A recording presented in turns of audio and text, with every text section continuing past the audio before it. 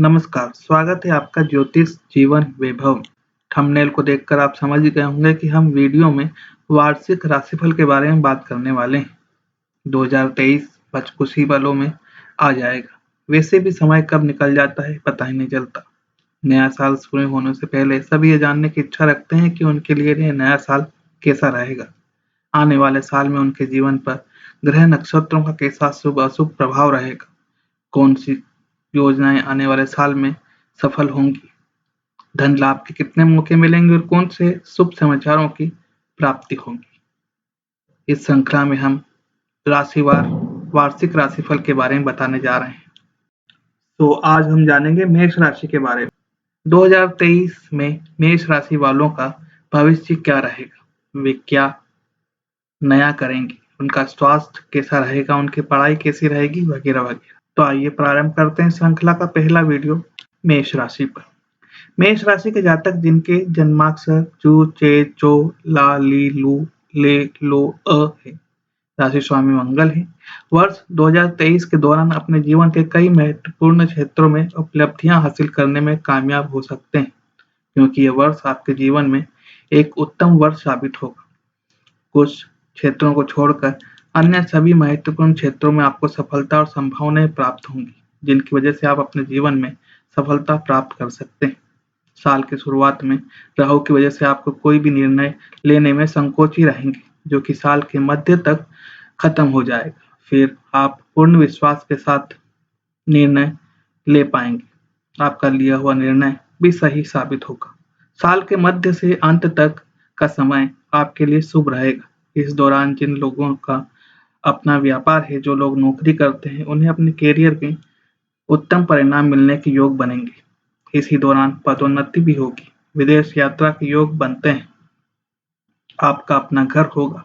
आपके पास धन रहने लगेगा। नौकरी पेशा, व्यवसायी और विद्यार्थी के लिए यह वर्ष की शुरुआत में परिजनों से दूर जाना पड़ सकता है, क्योंकि आप अपने काम में अत्यधिक व्यस्त रहेंगे और आपकी व्यस्तता परिवार के लोगों को परेशान करने लगेगी, क्योंकि आप इतने व्यस्त हो जाएंगे कि परिवार को बिल्कुल समय नहीं दे पाएंगे।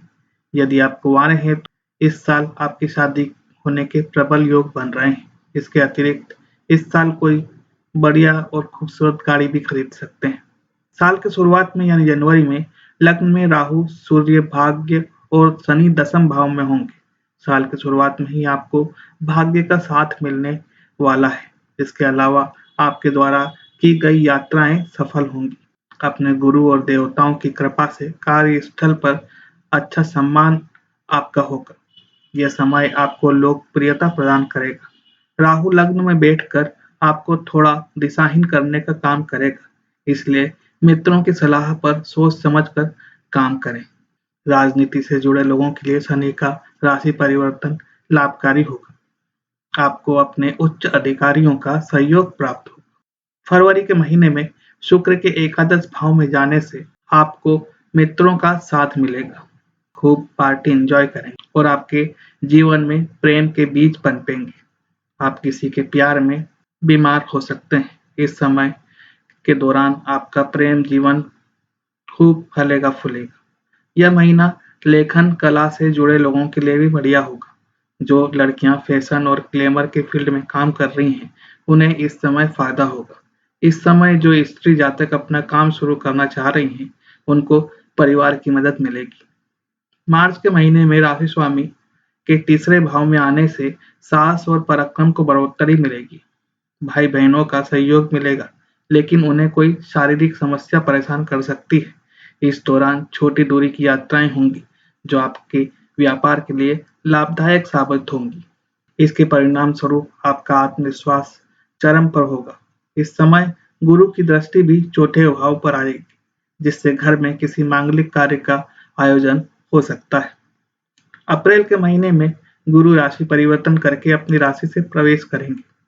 यह उत्तम समय की शुरुआत का समय है। बृहस्पति की कृपा से संतान संबंधित सुखद समाचार के योग बनेंगे। दाम्पत्य जीवन में चली आ रही समस्याओं में कमी आएगी। व्यापार में वृद्धि होगी और भाग्य का सहयोग मिलेगा, जिससे आपके हर काम बनेंगे और अटके हुए कामों में भी तेजी आएगी। संतान पक्ष की तरक्की और शेयर बाजार में बढ़िया मुनाफा होगा। इस समय सरकारी नौकरियों की तैयारी कर रहे जातक सफल होंगे। मई और जून के बीच आप कोई नई प्रॉपर्टी खरीद सकते हैं। इस समय पारिवारिक संपत्ति को लेकर कुछ विवाद संभव है।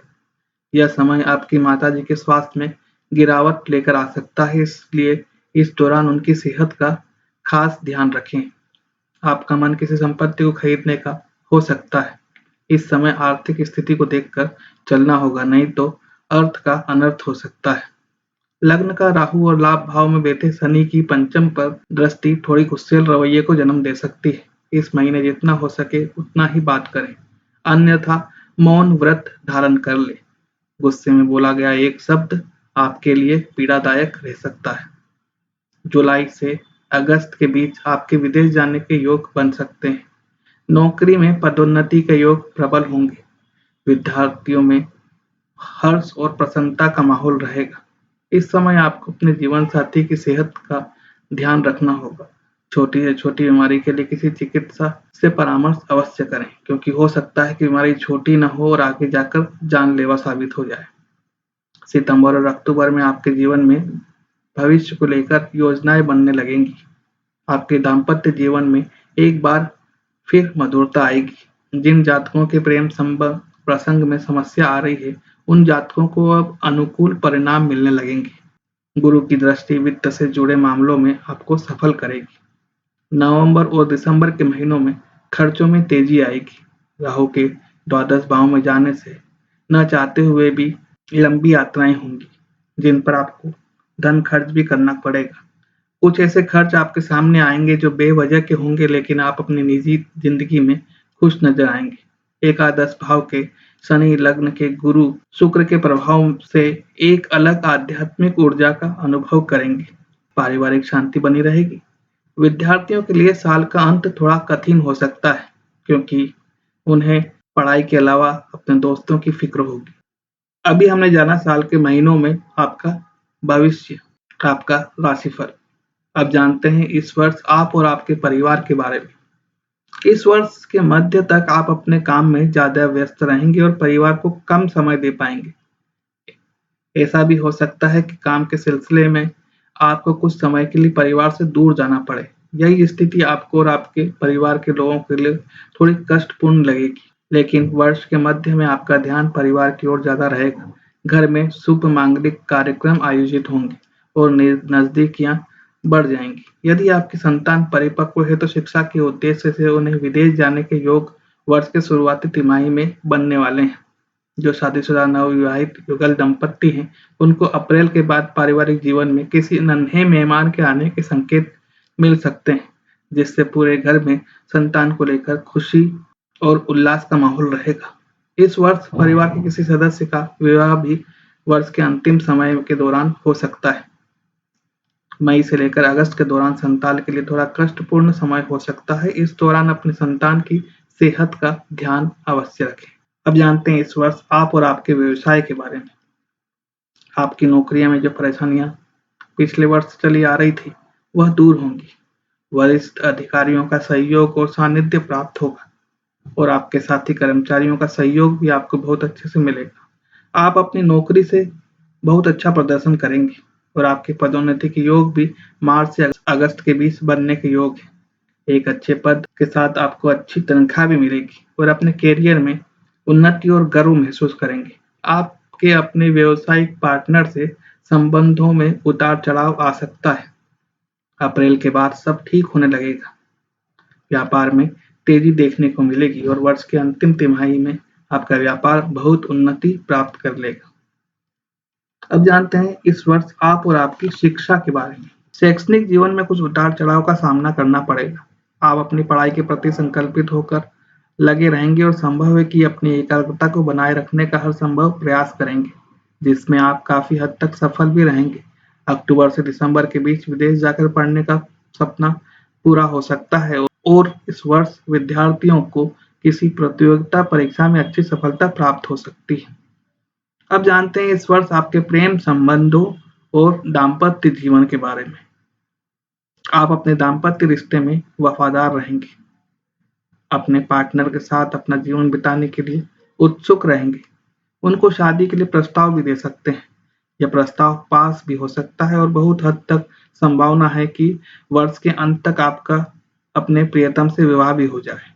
यदि आप कुंवारे हैं तो इस वर्ष अप्रैल से अगस्त के बीच आपको ऐसा कोई साथी मिलेगा जो आपके जीवन में बहुत ही खास बन जाएगा और आपके सपनों में आने लगेगा। दाम्पत्य जीवन में समस्याएं रहेंगी, लेकिन अप्रैल के बाद स्थितियां सुधरेंगी और सितंबर अक्टूबर से दाम्पत्य जीवन में अनुराग पहले के मुकाबले अधिक रहेगा। ऐसी भी संभावना है कि आप दोनों कहीं बाहर घूमने जा सकते हैं। अब जानते हैं इस वर्ष आपके धन, पूंजी या वेल्थ के बारे में। आपके जीवन में आर्थिक उन्नति के योग बनेंगे। वित्तीय रूप से स्थिरता की स्थिति बनी रहेगी। हालांकि खर्चे भी लगातार बने रहने वाले हैं। अप्रैल मई तक हो सकता है आपके पास पूंजी न रहे, आप पर कर्जा भी रहे, लेकिन उसके बाद धीरे धीरे स्थितियां सुधरेंगी और सामान्य होती जाएंगी। साल के अंत तक आप संपन्न हो जाएंगे। साल के आखिरी 1-2 महीने में फिजूल खर्ची करेंगे, जिसकी जरूरत नहीं थी वो सामान भी खरीदेंगे। अपनी फिजूल खर्ची पर रोक लगाएं, अन्यथा फिर कर्जे में आ सकते हैं। अब जानते हैं इस वर्ष आपके स्वास्थ्य के बारे में। वर्ष की शुरुआत कुछ कमजोर रहेगी। जनवरी से लेकर अगस्त तक आपके स्वास्थ्य का खास ख्याल रखने की जरूरत पड़ेगी। विशेष रूप से मई और जुलाई के बीच का समय आपकी सेहत के लिए ज्यादा अच्छा नहीं है। इस दौरान बुखार, टाइफाइड या फिर कोरोना जैसी समस्याएं आपको परेशान कर सकती है। अगस्त के बाद से आपकी सेहत में सुधार आना शुरू हो जाएगा। मानसिक तनाव रह सकता है। नियमित रूप से चिकित्सीय परामर्श लें। प्रतिदिन सुबह की सैर पर जाने की आदत डाल लें। जिम जाया करें, योग करें। थोड़ा परिश्रम करेंगे तो अपने स्वास्थ्य को उत्तम बना पाएंगे और ज्यादा लंबा जीवन आराम से और शांतिपूर्ण ढंग से व्यतीत कर पाएंगे। आपने अभी जाना मेष राशि के वार्षिक राशिफल के बारे में। पारिवारिक, व्यवसाय, शिक्षा, प्रेम और दाम्पत्य जीवन, धन, स्वास्थ्य के दृष्टिकोण से हर महीने का भविष्यफल भी जाना।